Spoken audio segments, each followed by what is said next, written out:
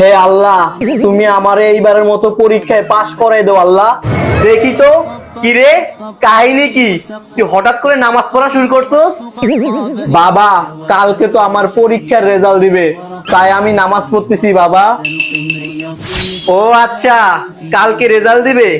আমি তো 100% শিওর তুমি ফেল করবা, আর ফেল করলে তোমার এই বেল দিয়ে আমি ইচ্ছা মতো মারবো। আচ্ছা, নামাজ পড়ো। হে আল্লাহ, তোমার কাছে আমি আর কখনো কোনো কিছু চাইবো না, শুধু আমার এই একটাই চাওয়া, তুমি আমাকে পাশ করে দাও আল্লাহ, শুধু পাশ করে দাও। হে আল্লাহ, তুমি আমাকে এইবারের মতো পাশ করিয়ে দাও, না হলে আমার বয়ফ্রেন্ডের সাথে আমার ব্রেকআপ হয়ে যাবে। আমার সোনামা, কোথায় তুমি? আরে আমার সোনামা, তুমি নামাজ পড়তেছো?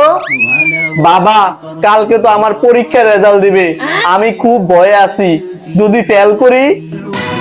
আরে সোনামা, এত টেনশন আর ভয়ের কিছু নাই। তুমি পাস করলো আমার মেয়ে, আর ফেল করলো আমার মেয়ে, আমি তোমার পাশে সব সময় আছি, আর তুমি পাসই করবা। আরে কি, বাবা তো আমার পক্ষে আছে, ফেল করি আর পাস করি কোনো সমস্যা নাই। আর বয়ফ্রেন্ড এরকম একটা গেলে 10টা আসবে।